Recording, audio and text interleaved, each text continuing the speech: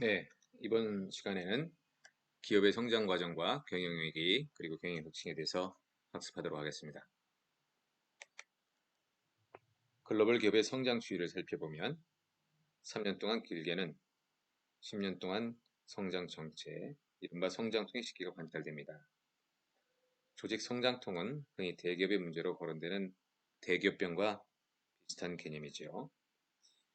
대기업병의 증상으로는 비효율적인 보고 문화, 느린 의사결정, 보신주의 문화와 같은 보수주의적, 관료주의적 경영 방식에 따른 경영 위기와 시장 변에 대응하지 못하는 전략의 실패와 같은 성장 정체 등을 말합니다. 마치 사람들처럼 나이가 들면 대기업으로 되었을 때 점점 노화 현상이 일어나고 있는 거죠. 노화가 됨으로써 주변 환경 변화에 따른 새로운 적응력이 약화되고 새로운 지식을 습득하는 조직 시스템의 역량이 저하되고 경직화되는 그런 현상이 자연스럽게 나타나게 되는데 이것이 조직의 성장 단계 과정에서 발생하고 있는 일반적인 모습들입니다. 기업이 지속적으로 성장하고 생존하기 위해서는 이노베이션이 꾸준하게 타이밍을 맞춰서 지속되어야 되는데 그것이 잘 안 되는 그런 상황에 부닥치게 되는 거죠. 조직 수명 주기 모형을 살펴보겠습니다. 기업은 특별한 사유가 발생하지 않는 한 영원히 존속하는 영구 존속체로 인식할 필요가 있다라는 주장도 있습니다. 하지만 기업도 이 세상의 모든 것들처럼 탄생과 성장, 그리고 성숙과 쇠퇴, 사멸을 하는 일생을 거치는 수행의 주기를 거칩니다. 영속적인 기업은 존재하지 않죠. 단지 기업의 주인이 바뀌는 그런 M&A를 통해서 바뀌는 현상들이 나타나고 다시 재활력화되는 그런 현상을 볼 수는 있지만 기업이 영구 종소체로 하는 주장은 반드시 정확한 주장은 아닐 수 있습니다. 기업도 생명이 다 됐을 때 파산을 하고 청산을 하는 그런 절차와 법적인 제도가 있기 때문에 조직 수명 주기 모형에서 보는 것처럼 기업이 이 세상에서 사라질 수도 있는 것이죠. 조직 수명 주기 모형의 대표적인 모형은 그라이너의 모형입니다. 그라이너의 모형은 창업 단계, 공동체 형성 단계, 공식화 단계, 성숙화 단계, 변신 조정 단계를 거치며 조직이 탄생을 하고 성장, 발전하고 다시 변신과 조정을 하는 그런 일생을 거친다라는 것입니다. 창업 단계는 조직이 생겨나는 단계로 이 단계에서의 조직 목표는 창조적 신제품 또는 서비스를 제공함으로써 새로운 시장을 창출하는 또는 기존 시장에 살아남는 것입니다. 공동체 형성 단계는 조직 구성원들 간의 가족애를 느끼고 서로 협동하며 조직의 목표와 일체감을 느끼고 조직의 목표를 달성하기 위해 몰입하는 단계라고 할 수 있습니다. 이 단계에서 주된 목표는 이 단계에서 주된 목표는 조직의 성장으로 강력한 관리적 리더십의 등장으로 목표와 방향이 분명하게 독립되고 부서가 위기 질서에 맞게 생겨나면서 부서 간의 분업이 시작됩니다. 공식화 단계는 조직에서 일어나는 일들에 대해 개인적인 통제 수준을 넘어서 공식적인 통제 메커니즘이 실시되는 단계죠. 이 단계에서의 주된 목표는 조직의 내부 안정과 시장의 확대라고 할 수 있습니다. 다음 성숙화 단계에는 조직이 쌓아왔던 명성을 유지하고 조직 체계를 완성하는 단계라고 할 수 있습니다. 협력과 팀워크를 구체화시키기 위해서 다양한 기능을 통합하는 팀을 구성하고 공식화된 시스템을 가능한 한 단순화시키는 단계입니다.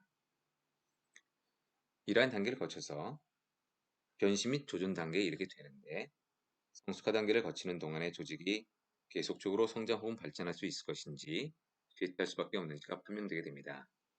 이때 기업은 변신 및 조정 단계를 거치게 되죠. 그 첫 번째 방향은 재활력화입니다. 재활력화는 조직의 생존을 위협할 수 있는 환경 변화에 직면한 조직이 발전을 거듭하기 위해서 혁신 방법을 통해 제2의 성장을 도모하는 것을 말하죠. 두 번째는 현 상태를 유지하는 것입니다. 조직이 현 성숙화 단계에 이르러 그때까지 이루어진 조직의 발전 단계를 일정 기간 계속 유지하는 것을 말하죠. 쇠퇴나 재활력화 같은 눈에 보이는 변화가 없고 안정적인 외부 환경, 내부 환경에 힘입어서 현 상태가 지속되는 상황임을 말합니다. 그 다음은 쇠퇴입니다. 청산과 파산으로 가는 그런 과정일 수도 있죠. 쇠퇴란 조직의 성장이 발전이 어떤 원인에서 정체되거나 퇴보하는 그런 상황입니다. 쇠퇴 원인은 제품, 서비스의 축소와 같은 시장 환경의 변화와 조직 자체의 변화 같은 것으로 나눌 수 있는데 우리가 특히 관심을 가질 만한 것은 조직 자체의 변화에 의한 것입니다. 조직 자체의 변화에 의한 쇠퇴는 우리가 흔히 주위에서 볼 수 있는 것으로 새로 생겨난 조직이 체제가 잘 갖추지 못한 상태에 실패하는 경우 급속한 성공에 도취한 나머지 성공을 가져왔던 요소가 오히려 기업의 족쇄가 되어서 실패를 불러일으키는 경우가 있습니다. 기업 성장 과정에서의 경영 위기와 조직 성장 틈을 살펴보죠. 기업은 성장 과정에서 수많은 경영 위기 상황에 직면하게 됩니다. 이러한 위기를 잘 극복해내지 못하면 파산하거나 청산을 하게 되죠. 그라이너의 모델링에 보듯이 기업이 조직이 성장하는 단계에서 리더십 위기, 자율성의 위기, 통제의 위기, 형식주의 위기와 같은 위기 상황을 봉착하게 됩니다. 이러한 위기가 봉착하게 된다는 것을 그라이너는 관찰 연구를 통해서 밝혀냈지요. 최종 단계에서는 새로운 방향성이 요구돼서 환경 변화에 따라서 사업구조 개편 등의 그런 변화가 요구되는 단계입니다. 리더십 위기에서 리더십으로 그 위기를 극복하고 자율성의 위기에서는 권한 위양을 통해서 극복할 수 있으며 통제의 위기에서는 스텝 강화로 극복할 수 있습니다. 형식주의에서는 기업 문화로 극복을 하고 변혁에 적합한 그런 힘을 갖추게 되는 것이죠. 경영위기를 명확하게 정의하기 위해선 위험과 취약점을 함께 이해할 필요가 있습니다. 위험이란 기업이나 조직이 부정적인 영향을 미칠 수 있는 경영상의 불확실성을 말합니다. 경영위기는 이런 위험이 기업 내부 취약점을 통해 현실화된 것이죠.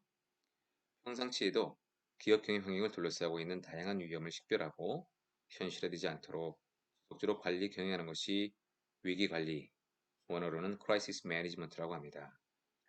경영위기는 크게 수익성 저하에 따른 재무적인 위기, 기업의 불법 행위로 인한 명성이나 브랜드 가치를 떨어지는 신뢰 위기 등으로 구분할 수 있고 경영위기는 낮은 확률, 중대한 결과, 불확실성, 의사결정에 대한 시간적 압박 등의 특징으로 나타납니다.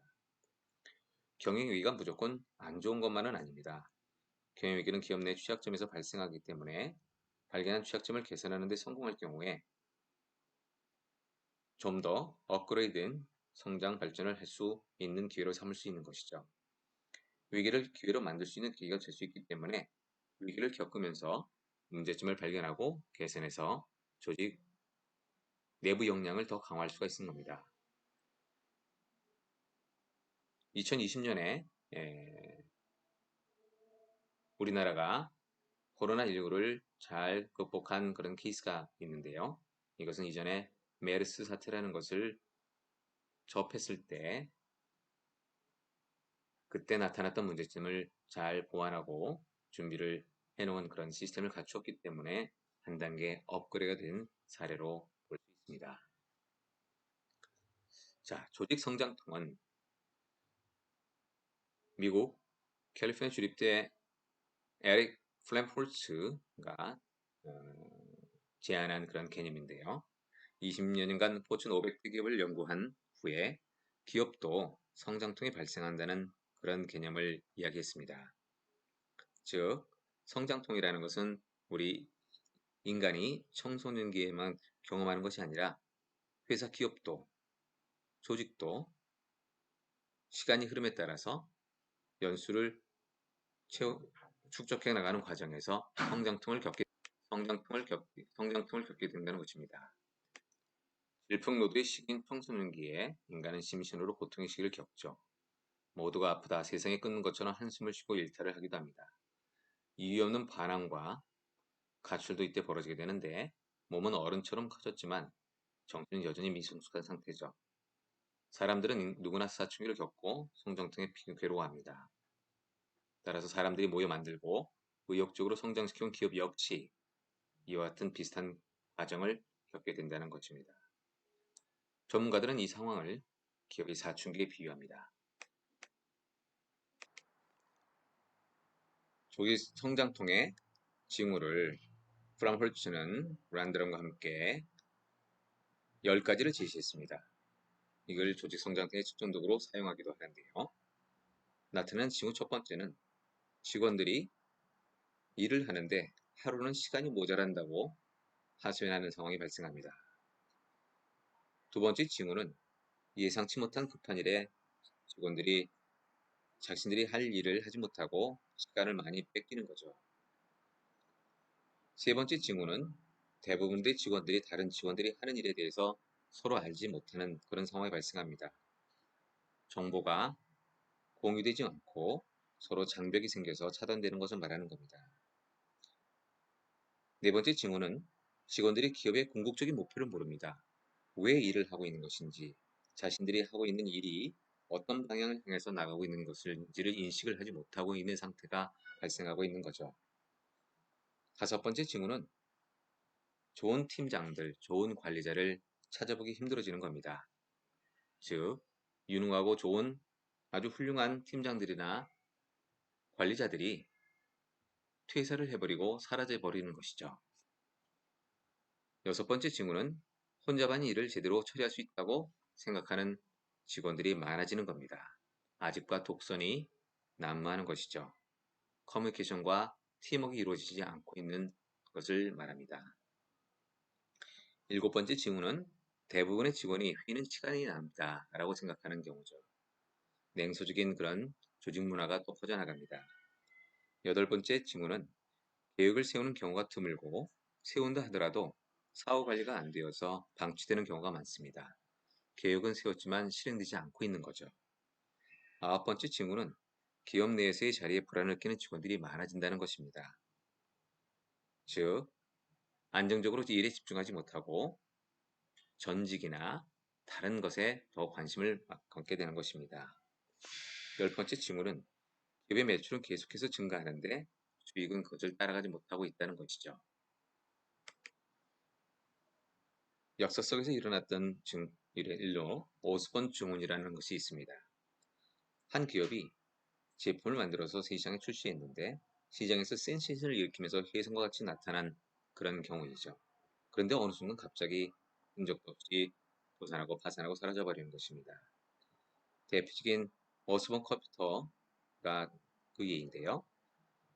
스티브 잡스가 PC를 만들기 전에 이미 오스본 컴퓨터가 시장에 출시되었습니다. 그 80년대 휴대용 컴퓨터에 대한 소비자 욕구를 읽고 세계 최초로 노트북 개념의 컴퓨터를 개발한 오스본 컴퓨터입니다. 혁신적인 제품으로 창업 2년 만에 1억 달러의 매출을 올렸는데 창업 3년째 되던해 갑작스럽게 파산해버리고 맙니다. 즉, 너무 급속하게 성장한 나머지 앞서 우리가 살펴봤던 성장통이 한꺼번에 터지면서 회사가 망해버리게 된 것이죠. 따라서 조직이 얼마나 건강하냐라는 것을 진단하고 평가하는 그런 처방 활동이 지속적으로 이루어질 것입니다. 자, 우리가 정기 검진, 건강 검진을 받듯이 회사, 기업 조직도 얼마나 건전하게, 건강하게 오퍼레이션 되고 있느냐라는 것을 주기적으로 점검을 할 필요가 있다는 것이죠. 그 대표적인 주기적인 점검이 매년 평가받는 회계감사와 같은 활동입니다. 회계감사와 같은 것은 매우 전통적으로 이루어져 왔고 법적으로도 강제되고 있는 상황이어서 의무적으로 해야 되는 것이 있지만 그것만으로는 부족합니다. 아주 최소한의 미니멈이죠. 자, 이것을 풀어나가기 위해서는 조직건강평가라는 그런 개념을 또 만들어서 진단을 하고 어느 정도인 것을 평가를 하고 그 문제점을 치유하는 그런 개선 활동, 혁신 활동을 지속적으로 해나가야만 조직 경영은 건강과 건전성을 유지하면서 성장해 나갈 수 있는 것입니다. 맥킨지 컨설팅 회사는 조직이 얼마나 건강한지를 진단할 수 있는 문진표를 개발하여 제시한 바 있습니다. 한 가지 참고할 만한데요. 방향성 측면에서, 리더십 측면에서, 문화와 분위기, 책임, 조정과 통제, 역량, 동기부여, 외부 지향성, 혁신과 학습 등등에 대해서 진단을 하고 그에 대한 처방을 제시를 한 그런 문진표입니다.